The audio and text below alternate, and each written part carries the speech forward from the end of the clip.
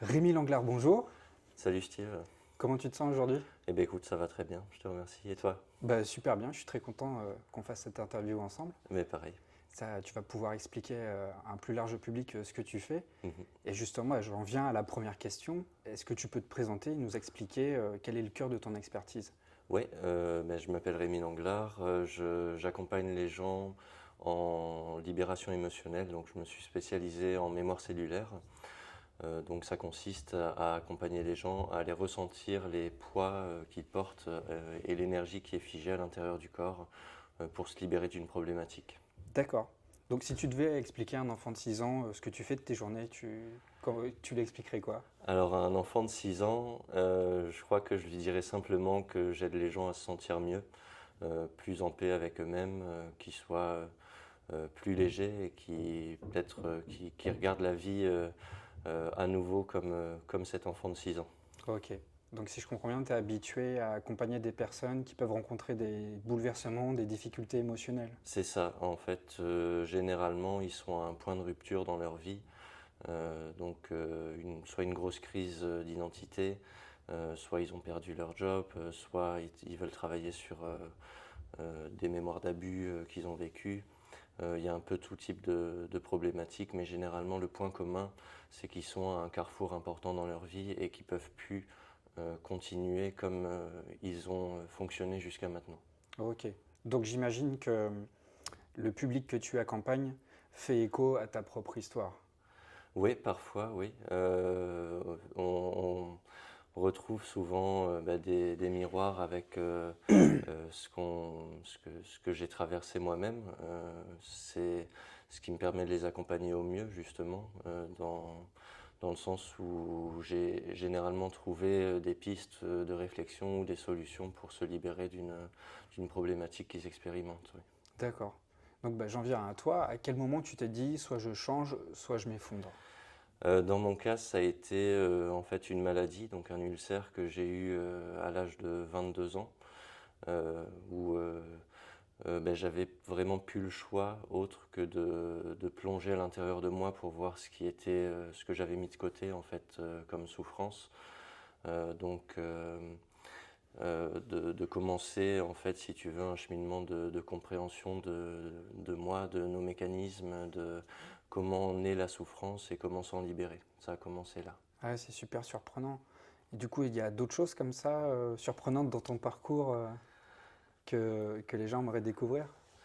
D'autres choses surprenantes, je dirais pas jusqu'à dire surprenantes, mais disons que j'étais un spécialiste dans la fuite de moi-même avant cette maladie. C'est-à-dire? De par un refus, comme s'il y avait une sensation en moi de refus d'incarnation presque, de je veux pas jouer à votre jeu et donc j'essayais par tout type de moyens de m'extraire. Donc ça a été des fuites par les jeux vidéo, par les drogues à un moment donné, par ensuite la spiritualité après la maladie, qui est devenue aussi une fuite. Je regarde tout d'en haut, mais je joue pas encore vraiment au jeu. Donc on peut dire que j'étais jusqu'à longtemps spécialiste dans les mécanismes d'évitement, ce qui me permet aussi aujourd'hui dans mon métier de les repérer très vite chez quelqu'un qui vient me voir. D'accord. Et ça a eu des répercussions dans ta vie? Enfin, est-ce qu'il y a eu des conséquences que tu aurais pu éviter en essayant de fuir les choses importantes? Disons que j'aimerais bien, à l'âge que j'ai maintenant, en fait j'aurais bien aimé savoir tout ce que j'apprends aux autres maintenant beaucoup plus tôt. Je n'irai pas jusqu'à dire que c'est du temps que j'ai perdu, parce Hmm, que c'est de l'expérience tout quand à fait. même. Mais oui, peut-être que j'aurais pu passer moins de temps à lutter contre moi-même, si tu veux. D'accord. Et aujourd'hui, comment ça va? Aujourd'hui, ça va bien. Ouais. Ça va bien. Écoute, je prends beaucoup de plaisir dans ce que je fais. J'ai des projets qui m'animent, comment dire. Ouais, ça va bien. Je Ouais. m'éclate dans mon métier, en tout cas, dans les J'ai accompagnements. cru comprendre que tu accompagnais pas mal de personnes et que ça se passait super bien. Oui. Moi, la question que j'aime me poser, c'est avec le passé que tu as eu, est-ce qu'il y a des moments dans l'exercice de ton métier, même si tu as pas mal de clients aujourd'hui, est-ce que tu te sens faillible? Est-ce qu'il y a des moments où tu te sens illégitime dans ta posture, dans ce que tu fais aujourd'hui? Oui, bien sûr.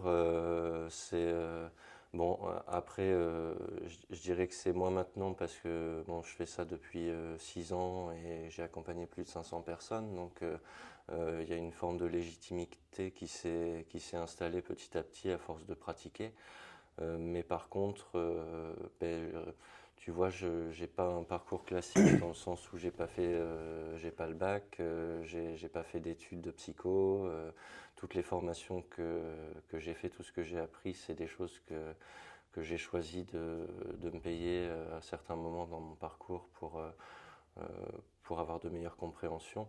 Donc oui, parfois par rapport à quelqu'un qui a un master en psycho peut-être, et ça m'arrive d'en avoir même des psys hein, qui viennent en séance où je peux me sentir un peu mal à l'aise les premières minutes, Ouais. mais j'apporte quand même, enfin je vois vite que je peux quand même apporter quelque chose. Ouais, bah justement, les personnes qui se sont effectivement formées dans des cursus de psychologie ou autres, dans les Mhm. métiers de l'accompagnement, je pense que s'ils viennent vers toi, c'est qu'ils viennent chercher quelque chose que tu as développé à travers une posture d'autodidacte.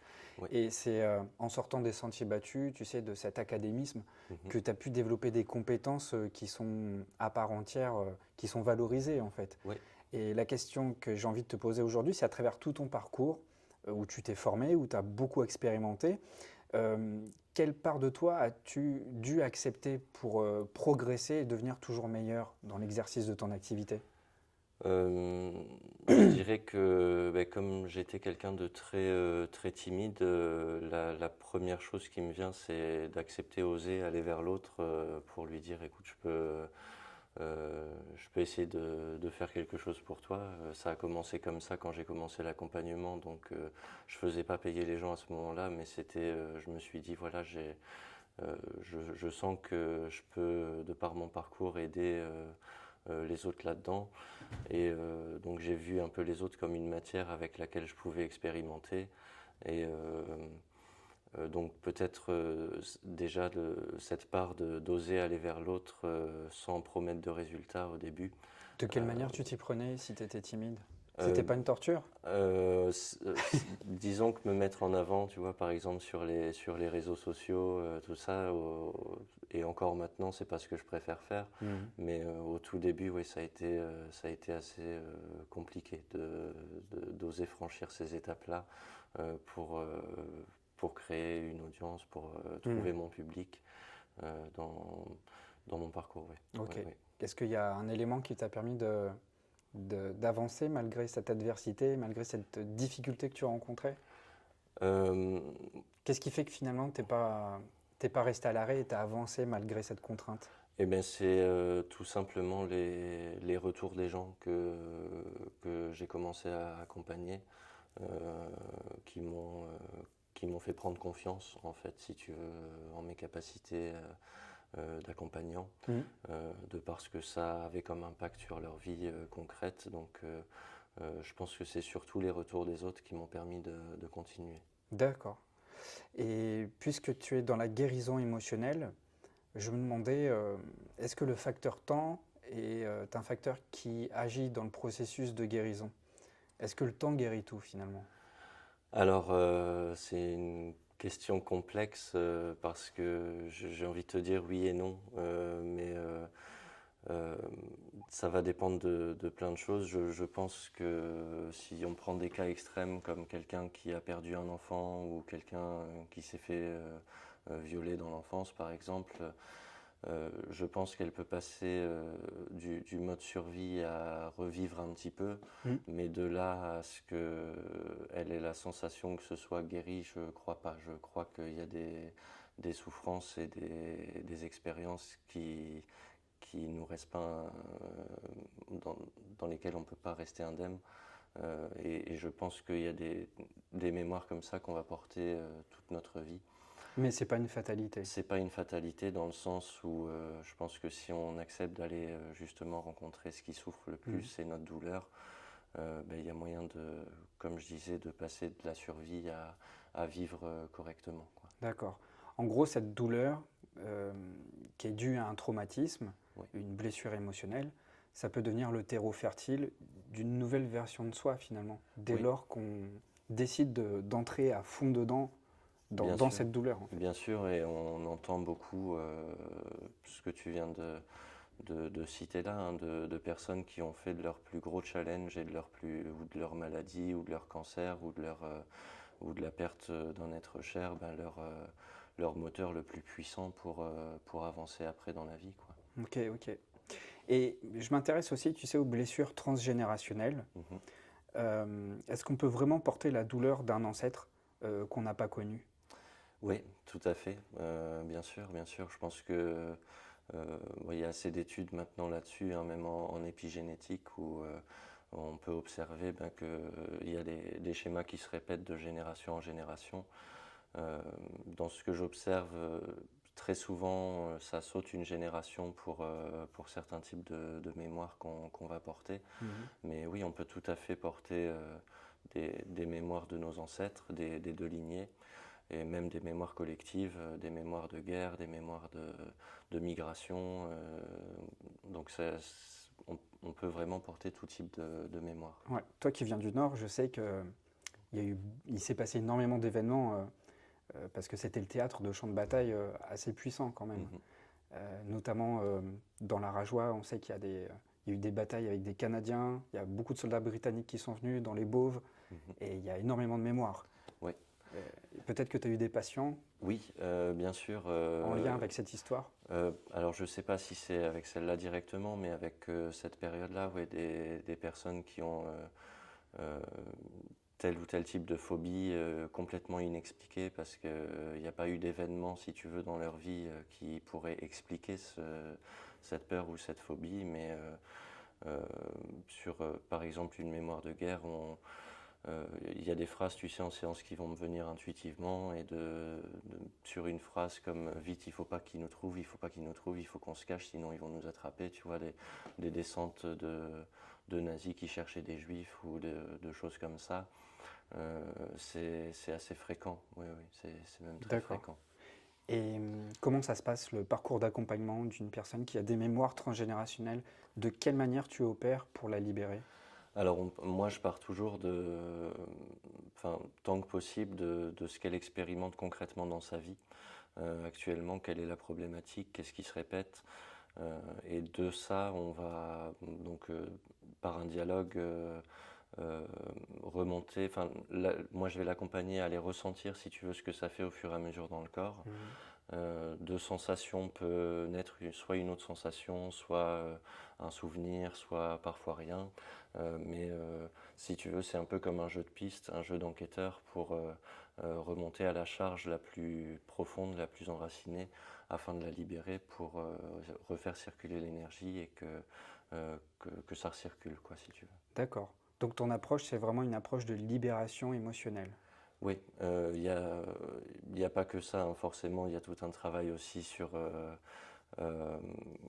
sur les, les mémoires, enfin les pensées, les schémas de pensée aussi qui découlent de ça, ou peut-être ce qu'on a pu enregistrer par rapport à une scène dans l'enfance qui est parfois faussée. Donc j'ai envie de te dire, le deuxième point important, en plus de la libération émotionnelle, ça va être souvent de faire un pas de côté, de pouvoir voir la situation sous un autre angle, ce qui va créer de l'espace, si tu veux, pour qu'il y ait autre chose, enfin une autre lecture. Mhm. Et cette autre lecture, en fait, va faire que, juste en décalant le regard, ça va ouvrir un espace pour qu'il y ait autre chose qui puisse émerger, si tu veux. D'accord. Alors comment tu distinguerais cette thérapie de libération émotionnelle de la thérapie par la parole? Euh, alors, je dirais que la thérapie par la parole, moi je reprends souvent le lien entre sensation, émotion et pensée. Et moi, dans ma compréhension, dans tout ce que j'ai vu en accompagnement, généralement, quand une personne va vivre un traumatisme, le corps va d'abord expérimenter une sensation, de ça va naître une émotion, et de cette émotion seulement va naître un schéma de pensée en Mhm. lien avec cette émotion. Donc c'est ça qui m'a fait vraiment prendre conscience que les pensées sont juste la pointe de l'iceberg, si tu veux. Oui, Que généralement la souffrance est à ressentir à l'intérieur du corps. C'est pour ça que j'ai pas mal de personnes, comme tu dis, qui ont déjà fait de la thérapie par la parole, qui ont compris le pourquoi. Intellectuellement. C'est ça, intellectuellement, mais par contre, dans leur vie concrètement, rien n'a changé, simplement parce que la charge n'a pas été encore libérée. Mm. Donc on peut tout à fait avoir une compréhension sur notre parcours, notre histoire, sans que rien ne bouge. Ouais. Parce que si tu veux, simplement par résonance physique, si ça ne change pas à l'intérieur, ça ne pourra pas changer non plus dans sa vie, quoi. D'accord. Donc c'est la raison pour laquelle certaines personnes sont en thérapie depuis une dizaine d'années, par exemple, et Oui, qui savent exactement la problématique qu'elles rencontrent, oui, mais elles n'arrivent pas à dénouer le nœud finalement. exactement, exactement. Ok. Alors pourquoi le corps garde-t-il ce que l'esprit oublie finalement? Euh, mais alors le pourquoi, je pourrais peut-être pas te dire le pourquoi, mais par contre, euh, heureusement qu'il le fait parce que si tu veux, on a tellement de mécanismes de protection qui vont se mettre en place lors d'un trauma, par exemple, Mm. d'évitement, d'oubli, etc., que la mémoire peut jouer des tours quand il s'agit d'aller euh, chercher ce qui s'est passé ou comprendre pour se libérer. Donc, euh, je ne pourrais pas te dire le pourquoi le corps le fait, mais heureusement qu'il le fait, Ouais. parce que il y a tellement de choses qui se mettent en place pour au départ pour nous protéger, hein, généralement, Mm. pour pas se replonger dans cet état d'être où on y repense trop, on va occulter des fois des événements très très lourds, quoi. Mais le corps, heureusement, se souvient, quoi. D'accord. Et quand tu vois une opération, une libération opérée devant toi, comment tu sais qu'elle a vraiment lieu? À quels indices tu arrives à te référer pour te dire c'est bon, la personne, mon patient, il est en train de se libérer émotionnellement? Alors, il y a, déjà, on sent quand ça touche quelque chose de profond, si tu veux, en séance. À quoi tu le La vois? personne le sent aussi, et moi, le principe de cette méthode-là, c'est vraiment d'entrer en résonance avec les corps du patient, donc le corps physique, les corps énergétiques, pour ressentir, si tu veux, ce qu'elle ressent. C'est de l'empathie poussée, si tu veux, c'est vraiment se mettre à la place de l'autre. Donc on ressent il y a quelque chose de fort qui se passe. Par contre, c'est à mes yeux inquantifiable. Enfin, c'est pas possible, si tu veux, de prouver que tout est parti ou que la charge s'est libérée. Le seul indicateur, ça va être que ça n'apparaît plus dans la vie de la personne accompagnée, si tu veux. Le fait que la charge ait disparu, le sujet qui préoccupait cette personne n'apparaîtra plus dans sa vie.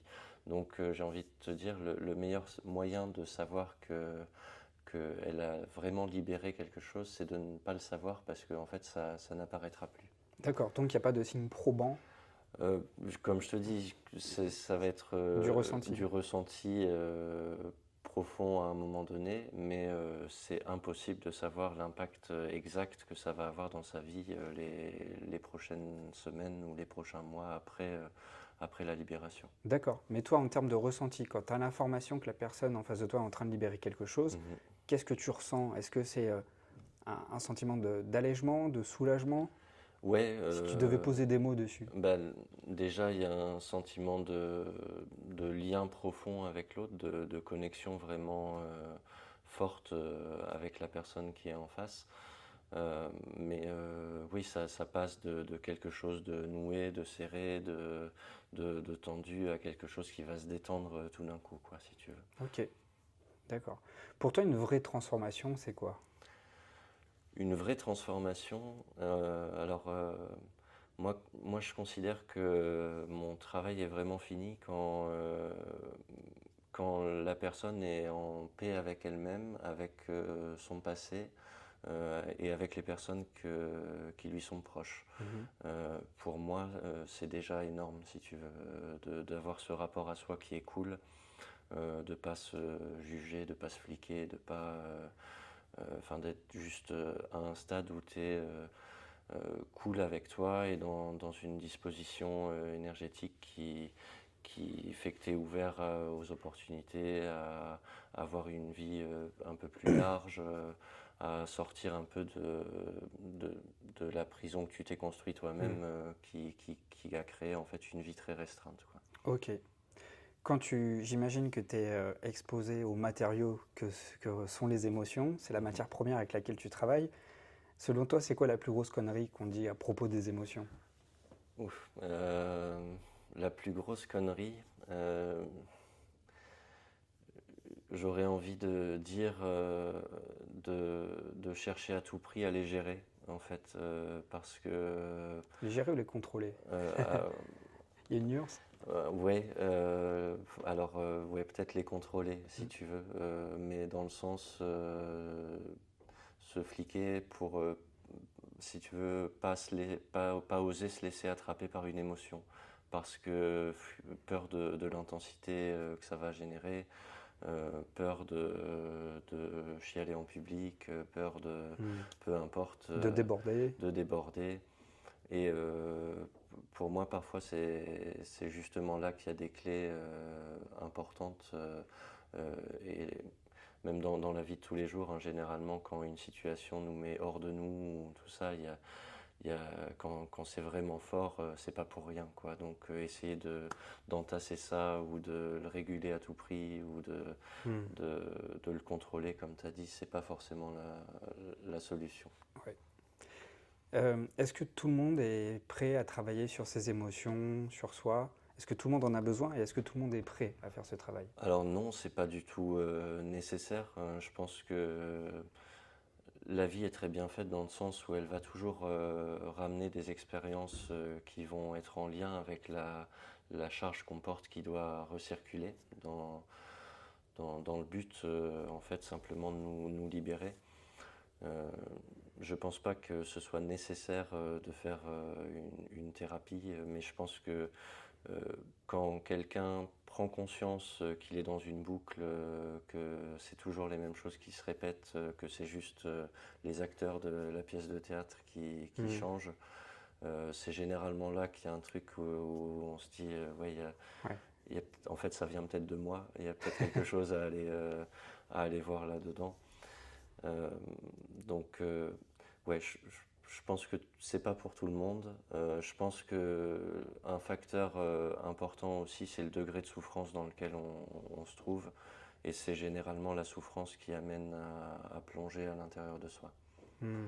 parce qu'on supporte plus qui on est, on supporte plus peut-être ce qu'on fait, On est en pleine l'état dissonance. d'être, c'est ça. Ouais, on est perdu et il faut retrouver son C'est axe. ça. Et le bénéfice de la souffrance, pour moi, c'est vraiment ça, c'est de, d'oser se regarder, d'oser plonger à l'intérieur de soi pour amorcer un nouveau changement, quoi, si tu veux. Ok. Donc, j'ai cru comprendre que tu lançais une formation très prochainement avec Leslie Cloquier le 12 avril. Oui, c'est ça. C'est quoi cette formation? Est-ce que tu peux nous en parler? En quoi ça consiste? Oui, alors c'est une formation bah, pour former des praticiens, donc ça va être la deuxième, le deuxième volet enfin la deuxième formation. Il y a eu déjà une première formation il y a 2 ans que j'animais à ce moment-là en solo, mais là donc Leslie avait fait la première formation et s'est installée à son compte depuis, et comme bah, ça matchait bien dans nos manières de voir les choses et l'envie aussi de co-créer quelque chose. Hmm. On a décidé de la proposer à deux cette fois-ci. Ouais, tu m'as dit qu'elle était RH avant et qu'avec ton accompagnement, elle a transitionné pour développer son activité. Oui, c'est ça. D'accord. C'est ça, exactement. Et qu'est-ce qui vous a amené finalement tous les deux à vous mettre ensemble pour créer cette formation, pour dispenser cette formation? Ben, je pense qu'on s'est tous les deux dit bah, que ça allait être 2 fois plus riche, si tu veux, parce que bon, on a des manières similaires de voir les choses, mais on a des énergies assez différentes aussi. Mhm. Donc, je pense que pour les participants, en plus, ils seront que 8, donc ça va permettre euh, de vraiment être aux petits soins avec eux, quoi, si tu veux, Ouais. ce sera pas de l'individuel, mais presque à certains moments. Euh, mais ouais, l'idée c'est aussi pour moi un des trucs qui m'a motivé, c'est comme je lui fais confiance aussi pour animer, je sais qu'elle a déjà fait ça énormément, même dans son ancien métier. Ça va me permettre aussi parfois de pouvoir avoir la chance de me mettre en retrait pour observer encore plus attentivement ce qui se passe, ce qui se joue Hmm. avec chacun. Et peut-être qu'elle fera pareil aussi quand c'est moi qui animerai. Donc, Ok. ouais, et puis on s'est réparti, si tu veux, le programme sur les sujets qui nous intéressent le plus chacun l'un l'autre. Ouais, ça va être chouette. Ok. C'est surtout sur quoi que vous êtes complémentaires tous les deux? Euh, qu'on est complémentaires, je dirais que déjà dans la manière euh, enfin dans l'énergie simplement déjà elle est très douce, enfin beaucoup plus douce que moi je pense en accompagnement et en séance, Parce que toi, t'es hyper dur. là où moi je peux T'es un bourreau. parfois, bah, je peux parfois être assez Cash.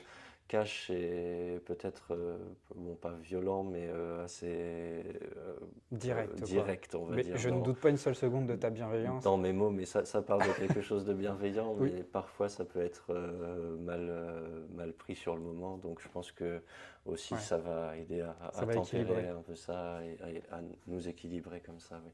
D'accord. Alors, qu'est-ce qui rend votre approche différente des autres? Parce que j'imagine que un petit peu partout sur Internet, on voit différentes propositions, différentes offres qui viennent euh, directement proposer des solutions à ce type de problématique. Qu'est-ce qui vous différencie tant des autres, en fait? Pour ce qui est de la formation ou Ouais, de la méthode en elle-même? Pour la formation? bah, en termes d'approche, en Oui. quoi votre approche elle est vraiment différente? Parce que Euh, on va pas se mentir, oui, il y a énormément d'offres sur le marché en bien fait. sûr, bien sûr. Ben, on a essayé de faire le programme le plus complet qui soit, si tu veux. Donc, l'idée, c'était vraiment de faire un truc clé en main, avec une partie théorie le matin, une partie pratique l'après-midi, Mhm. où en fait chacun va avoir l'occasion de travailler sur son propre parcours.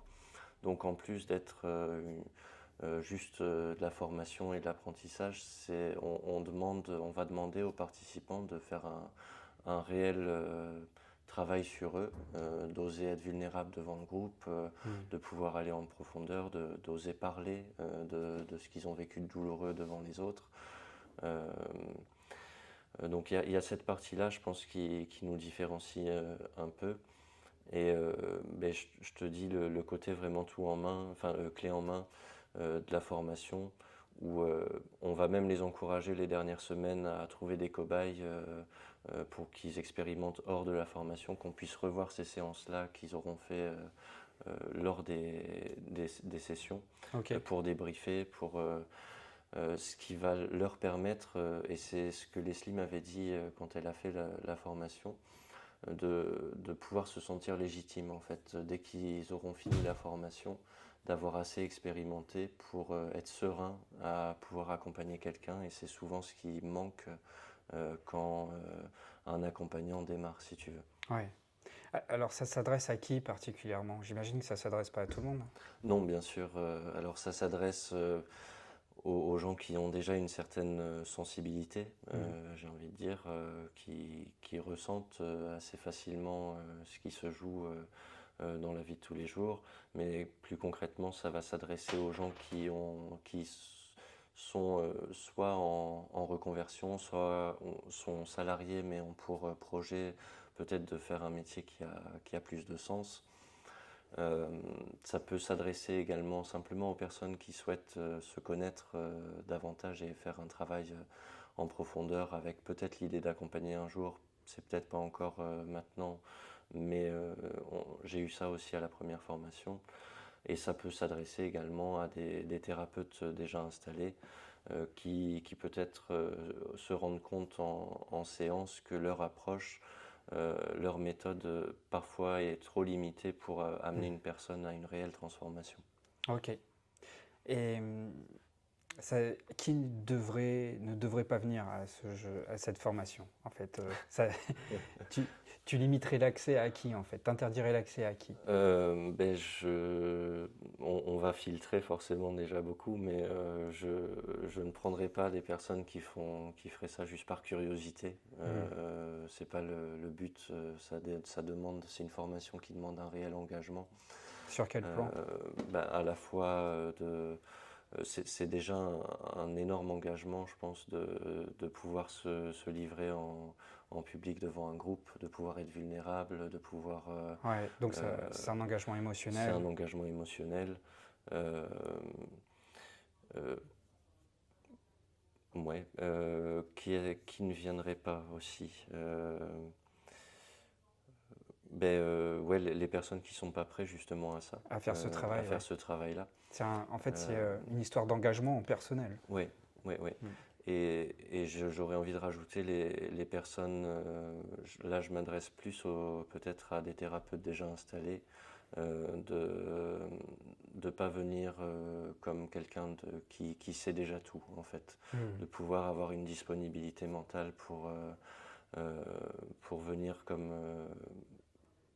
élève, comme quelqu'un qui s'intéresse, pas comme quelqu'un qui a déjà tout compris, Oui. parce que nous-mêmes, on n'a pas tout compris Hmm. en tant qu'animateur de la formation, D'accord. mais de rester dans cette fraîcheur, si tu veux, Oui. de désir d'apprendre. Ok. Ok. Dans les accompagnements que tu as fait auparavant, est-ce que tu as pu identifier la plus grande peur des personnes quel type de peur elles éprouvaient avant de venir?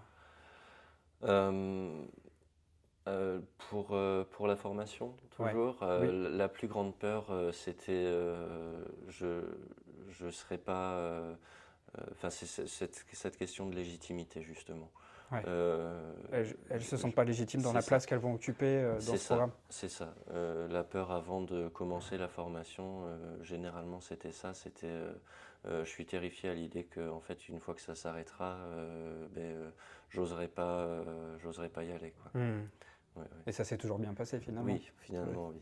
Oui, oui. Et ce qui m'amène à la réflexion suivante, j'imagine que ça demande un engagement émotionnel profond, est-ce que ça peut secouer ton accompagnement? Est-ce que ça peut secouer fort les participants? Oui, bien sûr, bien sûr. On va rire ensemble, on va pleurer ensemble. Il y a des trucs qui vont nous attraper, euh, mais on en sortira tous avec deux bras, deux jambes. Il n'y a pas d'inquiétude plus que ça à avoir. Ok. Et pour terminer cette interview, j'ai simplement envie de te demander, qu'est-ce que tu ne veux pas promettre à travers cet accompagnement? Qu'est-ce que je ne veux pas promettre? Euh, je ne veux pas promettre. Euh, En fait, c'est pas que je ne veux pas, j'aimerais bien pouvoir le promettre, mais en fait, chaque personne est tellement différente que je ne voudrais pas promettre que, par exemple, une personne qui est actuellement salariée pourra se dire, bah, je lâche tout du jour au lendemain Oui. pour démarrer, et je ne voudrais pas porter cette responsabilité-là. J'ai entendu assez d'histoires comme ça, pas dans les gens que j'ai formés moi, parce que ça fait partie des règles aussi de pouvoir avoir un minimum de sécurité. Mais c'est quelque chose que j'observe beaucoup et généralement quand on coupe cette sécurité-là, avant d'avoir assez de sécurité, là c'est juste financier dans les accompagnements qu'on fait, tout le système intuitif va se bloquer, ça va créer juste en fait trop de mal-être, trop Trop de pression. d'insécurité, trop de pression. Ouais. Donc je ne voudrais pas promettre ça aux personnes Ok. qui viendront. Pas de promesses irréalistes C'est et ça, tu restes vraiment concret. c'est ça. Ok. Bah, merci beaucoup Ben, merci à toi, Steve. et merci pour tous tes éclaircissements. Et puis bah, j'espère que ça va en tout cas parler à beaucoup de personnes.